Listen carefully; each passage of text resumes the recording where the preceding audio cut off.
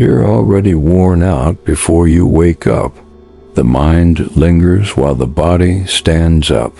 Shackles, and the day hasn't even begun yet. Your entire being already weighs the E. Even in the quiet, you thought about the chest. Everything appears to be normal. When you look around, your phone is waiting for you at work.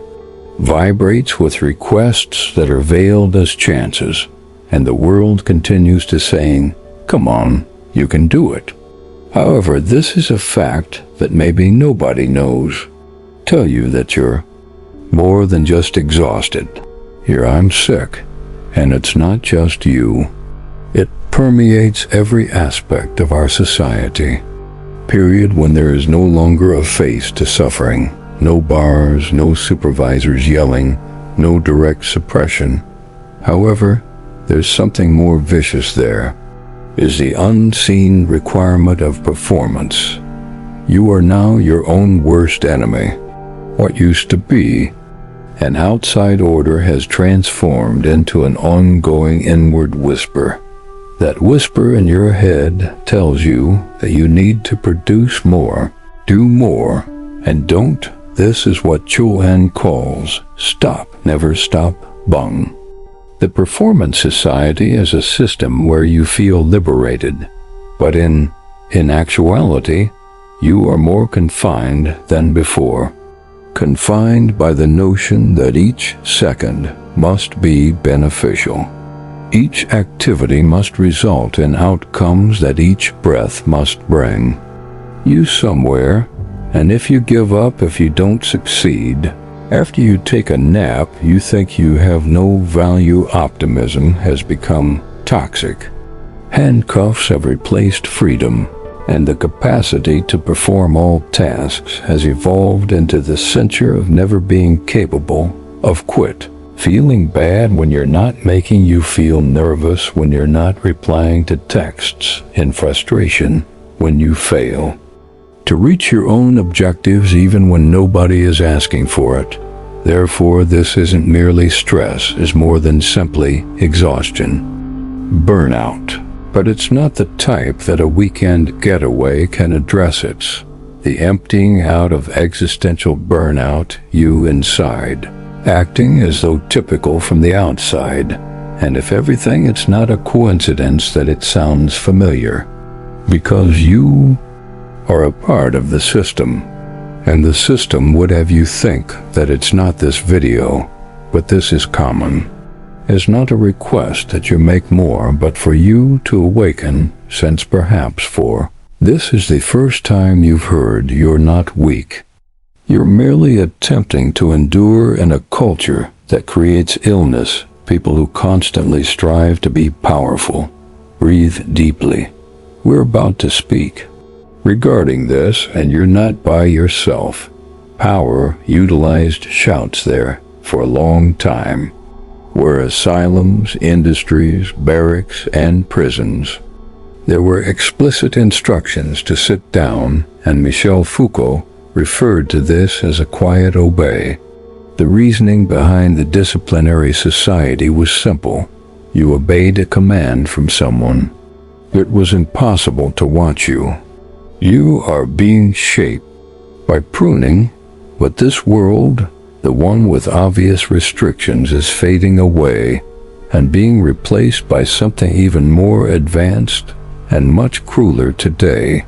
Hardly anyone forbids you from doing anything that nobody tells that you are unable to. Instead, they affirm that you're capable of everything, that you have limitless freedom because of this possibility, that it's only a question of effort, discipline, and focus. And this message appears to be encouraging and upbeat. However, it conceals a trap when everything entirely up to you. Any failure is also it's your fault. This is the our time as a performance society. Now the prison has objectives even though it lacks walls. The penalty is not bodily. Rather, it is psychological, and you are the one who makes the demands. Have turned yourself into an entrepreneur. As said by Byung-Chul Han, And what's the issue that a business owner can never give up? They may always get better, can always develop and do more. This places you in a never-ending competition. With you have no finish line, no pause, and no truce. Observe that even leisure has evolved into although the objective reading is good, it must now read well and take care of your meditation needs. To be an exercise for performance techniques is now required, even for sleep. Has become a battleground that you calculate the hours and keep an eye on its quality. Make the most of your evening routine. Resting isn't the same as it used to be. Getting ready to perform better tomorrow.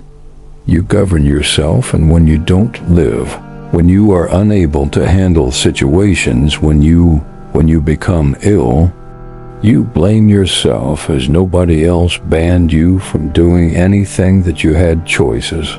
You had freedom, you simply had to try. However, that's where the perversity is the latest manifestation of when you are oppressed. You think that you voluntarily oppress yourself. Control has shifted. It is no longer in the boss's figure and invaded your mind. You are now your own protector. The wall of the prison is no longer visible, although expectations are built into it. Measures of self-demand, productivity, and it is even more difficult to breach this wall, as you're no longer certain where you start and where the system finishes. But if you're being crushed within by all of this, it's because of something profoundly. This paradigm is flawed, since it isn't. It's normal to be at odds with oneself, and your body is being marked by this silent struggle. Your body, mind, and soul, and that's what we'll discuss next. Due to this fatigue that swallows you don't originate from an outside adversary. It originates within and is nourished by something innocuous at first, seem yet not overly optimistic. If you think this article makes sense, click subscribe to sign up to the channel. I appreciate your assistance. When you are falling apart, you learn to grin within to state that all is well. When you are indeed in danger of collapsing, to keep up a show of control, effectiveness, and zeal, even when everything you yell for a break. And are you aware of it? Why, given that we are living in a new the type of violence that does not hitting, not yelling, not imposing, it entices, invites, inspires, and is the aggression of optimism, as Chul Han cautions. The 21st century is no longer dominated by illnesses brought on by repression. We are no longer living in censorship, severe restrictions, or restrictions that are imposed with force, which causes us being unwell today does not mean that you cannot. You can, indeed. What corrodes from not traditional oppression exists within, but the too much stimulus, too much seeming liberty, the overabundance of favorable. Now is the time to smile and demand the order. Generate to maximize happiness at all times. However, the price of this excess is tremendous. Burnout, anxiety, despair, and ADHD are no longer having personal pathological variations. They are social symptoms, psychological reactions of the mind and body. It is no longer able to support the burden of consistent output, and the perverse aspect of this new situation, where you no longer feel like a victim, guilt prevented one from being productive. Today, indolence, lacking motivation, disregard for the impending collapse, absence of appreciation, absence of yoga, absence of a new course, you're always at fault. This is how being optimistic makes you ill. because it rejects limitations, rejects failure. It doesn't accept the pause or slowness, the sadness, and the more you attempt to conform to this artificially created ideal of contented productivity, the more you distance yourself from oneself, you turn into an inspirational parody. As the entire interior is crumbling, being positive has become essential. Today you are constantly inundated with expressions such as believe in yourself, just seem to want to be your best self. Innocuous, even motivating, but you never get the same impression. You don't think you feel enough that you never let yourself relax. Since there's always something to enhance the proper acceleration, you are surrounded with measurements and targets. Social media comparisons at work, even at free time, and this barrage of stimulation doesn't make you stronger, wears you out. It's like being stuck on an endless treadmill, speeding up, and worst of all, you believe it was you that activated the machine, but this is not how you were born. One was created to exist in this condition of this type, was on constant alert. Built, and it's gradually emptying you as the source of all this energy, is accelerate this output. Something has been buried there. Anything you can't remember how to go to, and we're going to investigate that now, because you have a portion that is death-smothered, a forgotten part, discredited and ignored, and it might be the only one that can of curing you. Now is the moment to discuss quiet, dullness, and everything you ceased to participate in your life. Have you observed how in the past few years everything in your immediate vicinity has become a sort of plan for ongoing improvement, that you are more than simply a person, you have turned into an investment or endeavor. Personal brand, someone who must grow, sell themselves, and reinvent not out of want, but because if you don't, the universe just erases. You are referred to as outmoded and lethargic, unimportant, and here is where the perversity lies. This strain no longer originates from a boss, a government, an obvious framework of power that originates within you, become more than just a product of yourself. Compared to that, you have become your own executor. Byung-Chul Han refers to this as self-examination. You don't require supervision from a boss anymore. You seek control from yourself, punish yourself.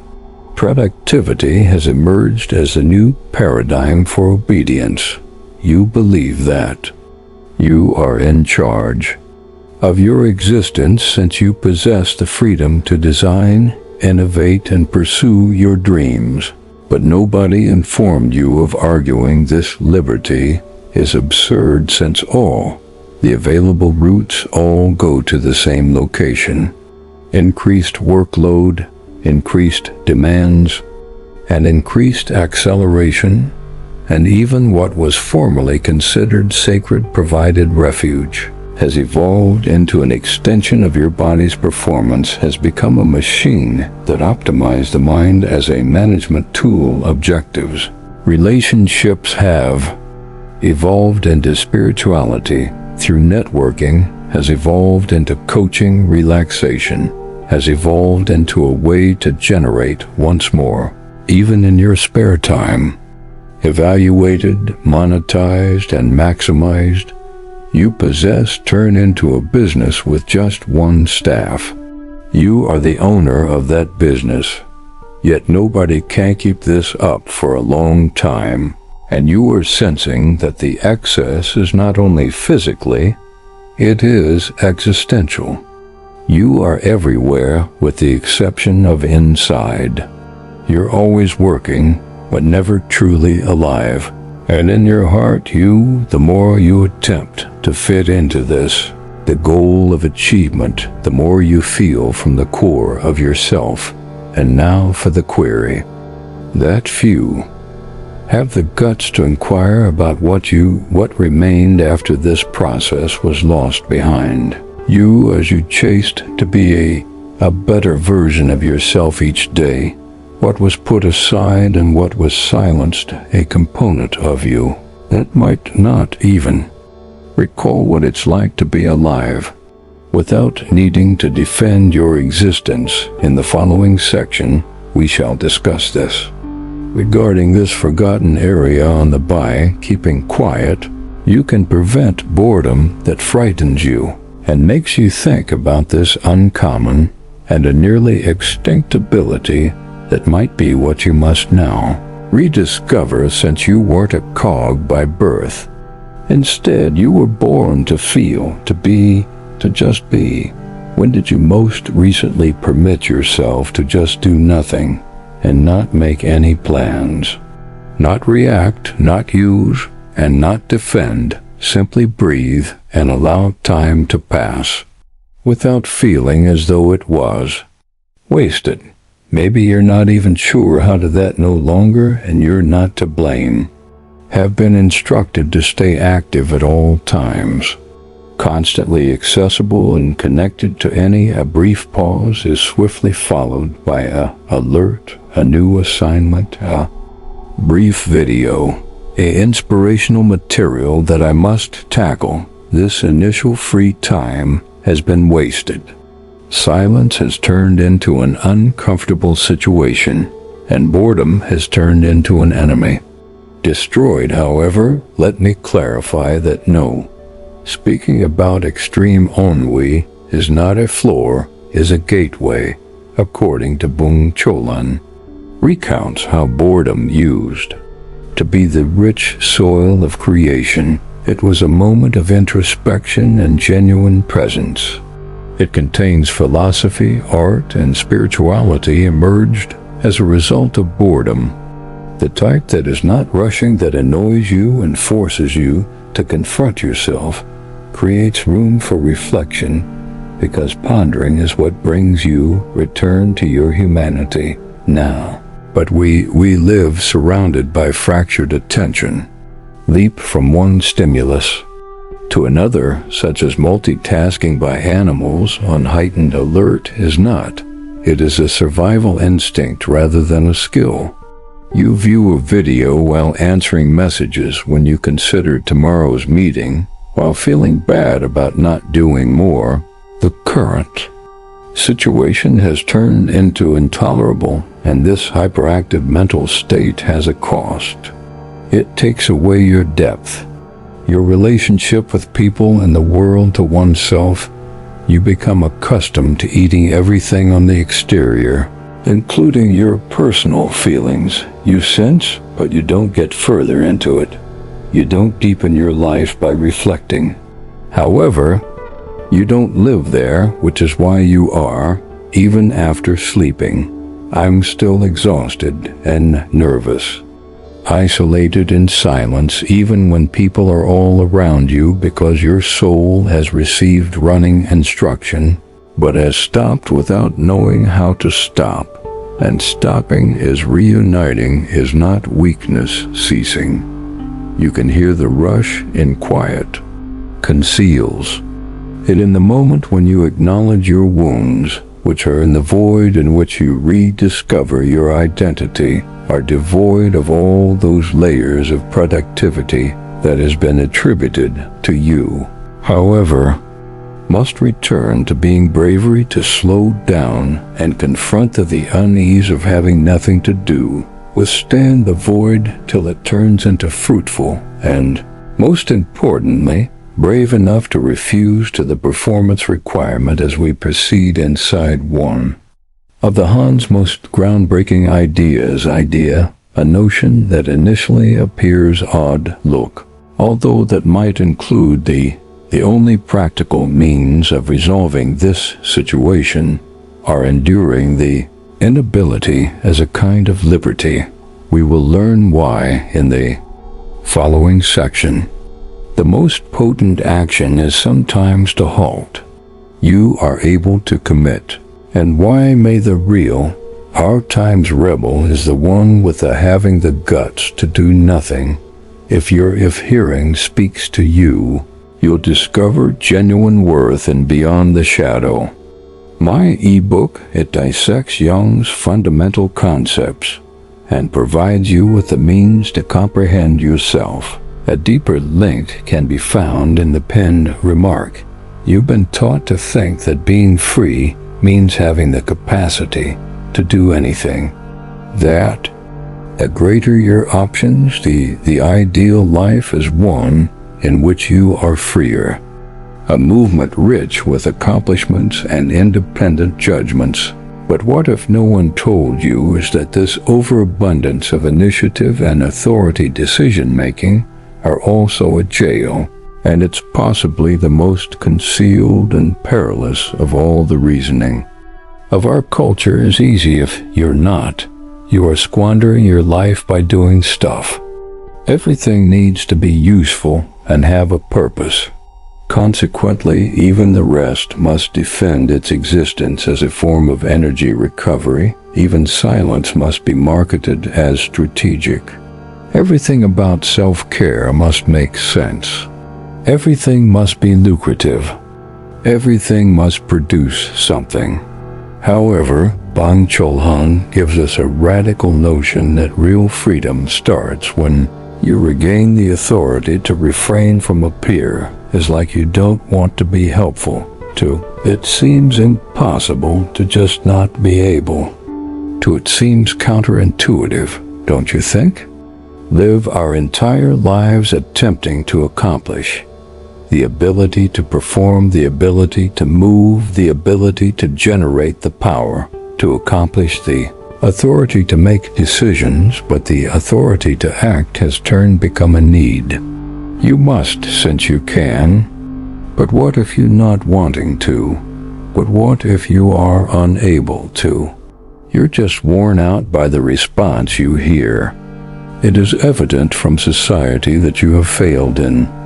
This model doesn't have room for vulnerability. As there isn't room for anything that doesn't belong here, growth in the logic of action is viewed as a weakness. Deviance and laziness, however, what if it is exactly in that area of denial where real strength lives? Saying no is a refusal of authority. Overwhelming haste overload is a sign of unwillingness to improve. Everything not seizing every chance at the moment, not responding, and not heeding all advice, each call, denying the world in order to affirm oneself. This isn't. The ability is revolutionary. It defies the endless logic. Productivity. It dispels the misconception that being the greatest thing, it gives back to the person being the thing that was taken away from them. Capacity to exist independently of consistently demonstrate their value, and when you give yourself permission to not do anything, alterations within silenced guilt replaces worry. Gives way to presence, the surge changes. You no longer have to breathe, pursue yourself since you are already here. But don't be upset. This freedom is uncomfortable, so don't believe it, because it necessitates conflict, demands that you gaze into the emptiness and declare, I acknowledge that I am not everything that I accept. To just be, not to do everything I accept, and this contradicts everything you have discovered up to this point, which is why many get sick while attempting to escape, unaware that they are only swapping one pair of shackles for another. The challenge is to be, not to accomplish. More. Ability to pause, let go, and simply be able to express enough. However, when you begin to perceive the no as liberation, a revelation is made. Noise that obscured the clarity of strength that is not derived from triumphant yet surrendered tranquility. That emerges only when you don't continue to battle yourself. And we arrive at the deepest point there. Truth of anything you might have already experienced, while not knowing how to give it a name. Your current state of burnout is not just fatigue, which is a sign of a failed way of living. It's a cry for assistance from your spirit. If you have reached this point, it sensed something within you as maybe they're yelling quietly. Suppressed, but it's yelling because you acknowledge, although dimly, that something is completely incorrect with the way we live. And I'll be honest with you about what you're feeling is not a sign of weakness. Incapacity is not a sign of mental illness. Strength, which is a normal reaction to a mechanism that requires the impossibly difficult and deems those who are unable to. You are not failing because you are delivering, are worn out. You're worn out because you have been forced to. Choose a lifestyle that takes up every single bit of your spiritual, psychological, and emotional, a model of energy that has transformed each person into a manufacturing device, a display of performance and an avatar of achievement.